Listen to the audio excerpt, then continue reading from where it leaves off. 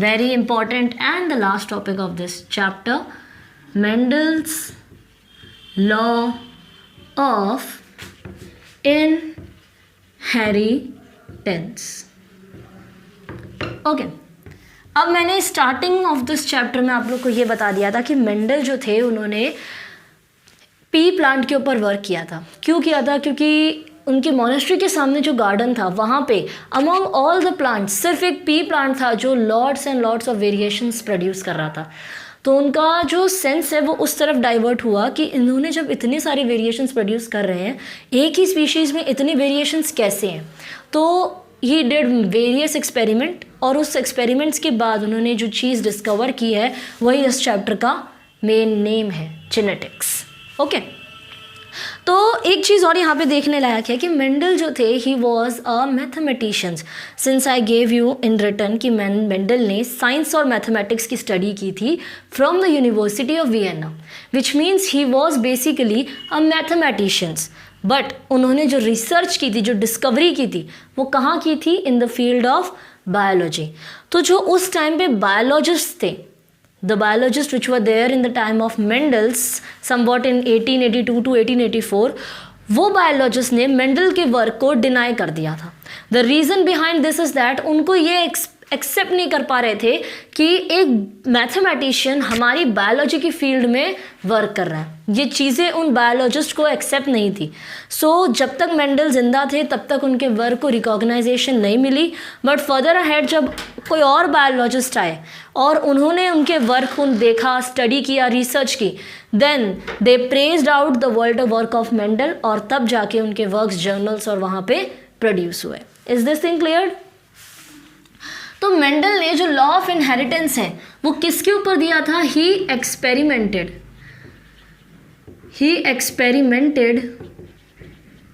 On P plant. अब ये P plant का जो साइंटिफिक नेम है ये याद रखना ज़रूरी है. पी प्लांट का साइंटिफिक नेम है Pisum sativum. Is this thing clear? Pisum sativum is the scientific name of your P plant. Okay The Mendel did an experiment on this pea plant also called as Pisum sativum and he discovered 7 different types of characters in this pea plant.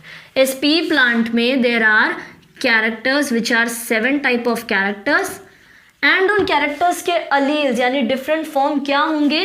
तो उन characters के उसने dominant और recessive form भी discover किए हैं.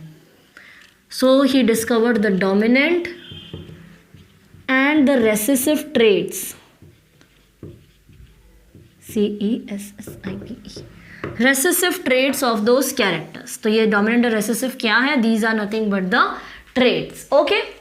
तो सबसे पहले उसने कौन सा कैरेक्टर डिस्कवर किया?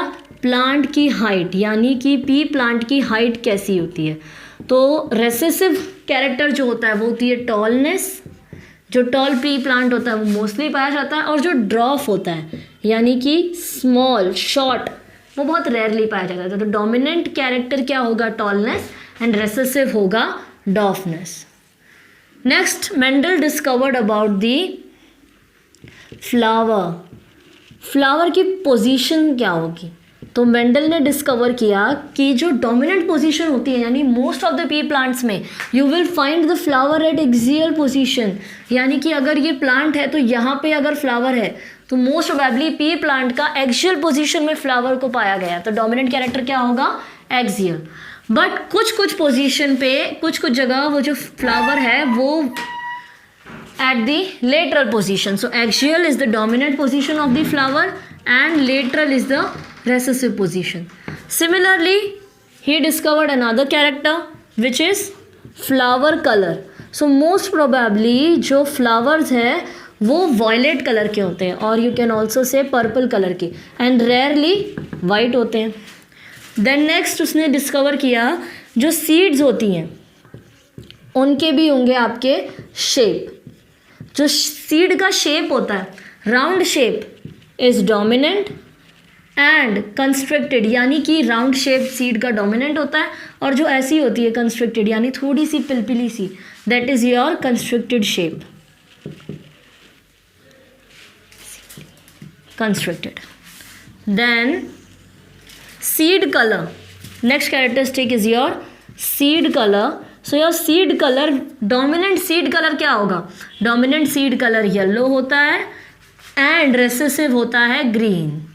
ओके, सीड का जो कलर होता है, पीस की सीड का कलर डोमिनेंट होता है येलो एंड रेसेसिव बहुत रेयरली मिलते हैं ग्रीन. अब आते हैं पॉड शेप. पॉड यानी क्या? अगर ये पी प्लांट की सीड्स है तो ये इंटायर जो पी होता है ऐसा, this is called the pod, और इसके अंदर आपकी पीज होती हैं. ओके, तो ये जो आउटर स्ट्रक्चर है this is called your pod. तो इस पॉड का शेप और कलर क्या होगा? तो pod shape will be your inflated and constructed. Inflated भी हो सकता है यानी कि प्लेन नॉर्मल स्ट्रेट, कंस्ट्रक्टेड यानी कि क्या? थोड़ा ऐसा, थोड़ा सा कंस्ट्रक्टेड होना, और it can be constructed. Okay, then seventh characteristic is your pod color.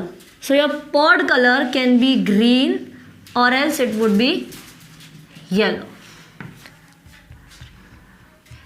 Is this thing cleared? So these were the 7 characters that Mendel discovered in the pea plant. Okay? तो यहाँ पे ध्यान देते हैं, एक बार अच्छे से रिवाइज कर लेते हैं. मेंडल ने लॉ ऑफ इनहेरिटेंस के ऊपर 3 लॉस दिए थे. ओके, तो उन 3 लॉस को पढ़ने से पहले मेंडल ने जो एक्सपेरिमेंट किया था पी प्लांट के ऊपर, उन एक्सपेरिमेंट को हम अच्छे से देखते हैं कि उसने क्या डिस्कवर किया. तो पी प्लांट का साइंटिफिक नेम क्या है? Pisum sativum. He discovered the 7 characteristics through his experiment. सबसे पहला कैरेक्टर क्या था? प्लांट की हाइट. प्लांट की हाइट कैसी हो सकती है? तो टॉल हो सकती है और ड्रॉप हो सकती है. डोमिनेंट है टॉल, रिसेसिव है ड्रॉप. सिमिलरली फ्लावर की पोजीशन डोमिनेंट एक्सियल पोजीशन है, रिसेसिव लेटरल पोजीशन है. फ्लावर का कलर डोमिनेंट है हमारा वॉयलेट कलर एंड रिसेसिव है हमारा वाइट कलर. फ्लावर सीड का शेप डोमिनेंट है राउंड शेप एंड रिसेसिव है तुम्हारा कंस्ट्रिक्टेड शेप. सीड का कलर डोमिनेंट है येलो, सीड का कलर रिसेसिव है green. And then pod shape. Pod मैंने बता दिया, ये आउटर स्ट्रक्चर, ये पॉड होता है. पॉड का शेप डोमिनेंट वाला है इन्फ्लेटेड यानी प्लेन एंड रिसेसिव वाला है constricted pod. Okay, then simply pod का कलर डोमिनेंट होता है ग्रीन, रिसेसिव होता है yellow. Is this thing cleared? अभी इन्हीं कैरेक्टरिस्टिक्स को, इनमें से कोई भी कैरेक्टरिस्टिक हम कंसीडर कर लेते हैं. सपोज हम कंसीडर करते हैं प्लांट की हाइट. सबसे पहली कैरेक्टरिस्टिक प्लांट की हाइट को कंसीडर करते हैं. डोमिनेंट है टॉल, रिसेसिव है ड्वार्फ. अब हम इसी के बेसिस पे मेंडल के लॉ ऑफ इनहेरिटेंस पढ़ेंगे through monohybrid and dihybrid cross. Monohybrid and dihybrid के क्रॉस पढ़ने से पहले हमें उनके बीच का डिफरेंस देख लेना चाहिए. So what is the difference between your mono and dihybrid cross? सबसे पहले आती है हमारी मोनोहाइब्रिड क्रॉस. मोनोहाइब्रिड क्रॉस, इस क्रॉस से हमें क्या पता चलता है? सबसे पहले मोनोहाइब्रिड यानी कि क्या, जो क्रॉस हम ले रहे हैं उसमें both the pairs of chromosome should be similar. Suppose यहाँ पे मैंने एक लिया टॉलनेस, प्लांट हाइट, एक कैरेक्टर मैंने कंसिडर किया प्लांट हाइट. तो इसमें से अब तो हम लोगों ने पढ़ लिया कि tallness is dominant and shortness is recessive. Okay, तो ये जो प्लांट हाइट है ये वन प्लांट टू अनदर यानी एक प्लांट की जनरेशन से दूसरे प्लांट की जनरेशन में कैसे पास ऑन होगी, नेक्स्ट जनरेशन में टॉलनेस आएगी या ड्रॉफनेस आएगी, ये चीज़ हम कैसे कंसीडर करेंगे? थ्रू अ मोनोहाइब्रिड क्रॉस, जहाँ पे only one character is determined, जहाँ पे सिर्फ हम एक ही कैरेक्टर डिटरमाइन कर सकते हैं. ओके, अब यहाँ पे मैं कंसीडर कर रही हूँ प्लांट की हाइट को. एक कैरेक्टर है तो प्लांट की हाइट कैसी होगी? सबसे पहले वो होगा टॉल और इधर वो होगा ड्रॉफ. डी नहीं लेंगे, ठीक है. एक चीज़ याद रखना, कोई भी कैरेक्टर अगर हम कंसीडर कर रहे हैं तो अगर उसमें कैपिटल टी है तो वो हो गया dominant tall plant and this one will be your ड्रॉफ plant. जो हम लोग डोमिनेंट कैरेक्टर कंसीडर कर रहे हैं, जिस भी लेटर से हम डोमिनेंट कैरेक्टर को डिनोट कर रहे हैं, वही लेटर का small version will be your recessive character. Dwarfness है, इसका मतलब स्मॉल डी नहीं लिखना है. डोमिनेंट को किससे रिप्रेजेंट किया है? कैपिटल टी से. तो जो रेसेसिव कैरेक्टर है उसको स्मॉल टी से ही रिप्रेजेंट करना होगा. अब अगर हम इसके नेक्स्ट स्टेप करेंगे गैमेट्स का सेग्रीगेशन, जस्ट लाइक अब तक हम करते आ रहे हैं. गैमेट्स सेग्रीगेट कर देंगे. Okay, now after segregating the gamete, what we will get? Capital T over here, capital T over here, then small t over here and again a small t over here. अब हम क्या करेंगे? F1 generation को निकालेंगे. तो F1 generation हम कैसे निकालते हैं? मैंने बताया था ये वाले गैमेट को इसके साथ एंड अगेन फर्स्ट वाले को इसके साथ. ठीक है, तो जब इसको इसके साथ क्रॉस किया तब capital T small T obtain हुआ, इसको इसके साथ किया again capital T small T obtain हुआ. Is this thing clear? Now again ये वाले गैमेट को इसके फर्स्ट वाले के साथ एंड अगेन ये वाले गैमेट को इसके साथ.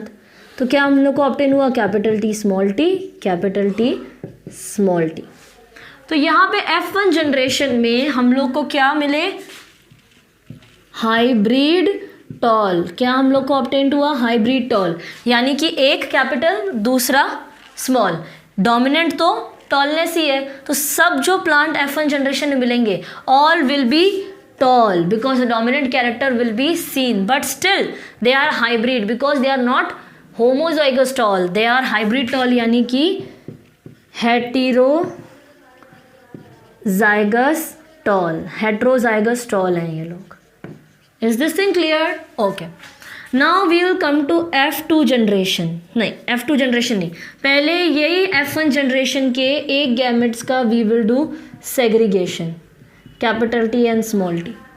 Gamete segregation for F1 generation and now we will come towards the F2 generation. तो अगर मैं F2 generation लिखूं तो यहाँ पे अगर मैंने गैमेट सेग्रीगेट कर दिए कैपिटल टी और स्मॉल टी, तो यहाँ पे मैं लिखती हूँ तुम्हारी F2 जनरेशन. F2 जनरेशन कैसी होगी? तो F2 generation always and always represent हो Punnett check square board. Simply यहाँ पे कैपिटल टी स्मॉल टी, यहाँ पे भी capital T small T.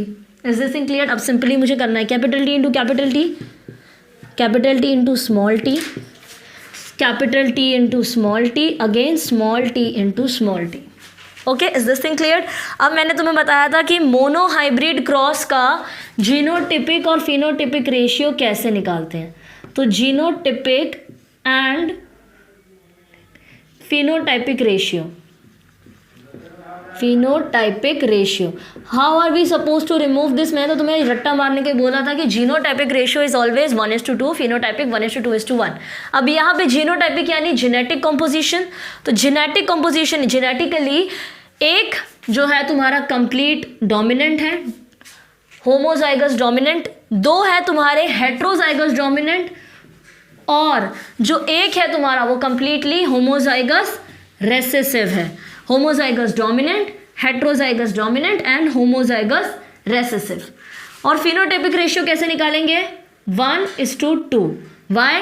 Because यहाँ पे तुम्हारे एक है, ये इन दोनों को हम लोग 1:2 ही कंसिडर, सॉरी 3:1, यानी जो तुम्हारे 3 है capital T small T, capital T small T, capital T and capital T, ये जो है ये तुम्हारे क्या है? तीनों के तीनों टॉल है. भले ही वो लोग हेट्रोजाइगस होमोजाइगस नहीं कंसिडर कर रहे, तीनों के तीनों क्या है? टॉल है. That means they are typically tall. तो यहाँ पे 3 कंसिडर किया है और यहाँ पे एक ही आपका रेसेसिव है, यानी एक ही शॉर्ट है, तो यहाँ पे 1 कंसिडर किया है. तो जीनोटिपिक रेशियो क्लियर हो गया आपका. जीनोटिपिक रेशियो क्या होगा? 1:2:1 and phenotypic ratio will be 3:1. Okay, अब इसी थिंग से हम लोग ने मेंडल का सबसे पहला लॉ प्रूफ किया है, law of dominance. Law of dominance यानी कि क्या? कि F1 जनरेशन में the appearance of dominant character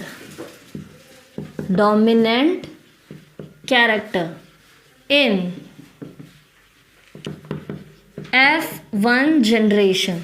F1 generation में कोई डोमिनेंट कैरेक्टर अगर अपीयर होता है, so that will prove this law of dominance by Mendeleev. तो लॉ ऑफ डोमिनेंस क्या कहता है? कि the character that appears itself in the F1 generation, यानी कि F1 जनरेशन में मेन टिपिकली हमें कैपिटल टी स्मॉल टी मिला, बट यहाँ पे ये जो कैपिटल टी है ये क्या है? तुम्हारा डोमिनेंट कैरेक्टर है, तो the character that appear itself in the F1 generation is a dominant character. Is this thing clear? Okay, और यहां पे से ही हम लोग ने मेंडलीव का सेकेंड लॉ भी प्रूव किया है, जो क्या है? सेकेंड लॉ कहता है law of segregation. Law of segregation, simply इसको हम लोग एक और नाम से बोल सकते हैं कि it is also called as law of purity of gametes, यानी गैमेट्स कितने प्योर हैं उसके ऊपर भी ये लॉ एक तरह से बेस्ड करता है।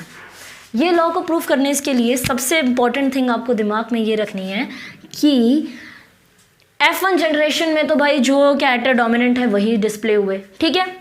तो the recessive genes are appeared in F2 generation. यहाँ पे आप देख रहे हो F1 जनरेशन में भले ही सिर्फ डोमिनेंट जीन डिस्प्ले हुई हो, बट रिसेसिव जीन्स कम प्रेजेंट है, अपीयर नहीं हो रही, but recessive genes are present and they display themselves in the F2 generation.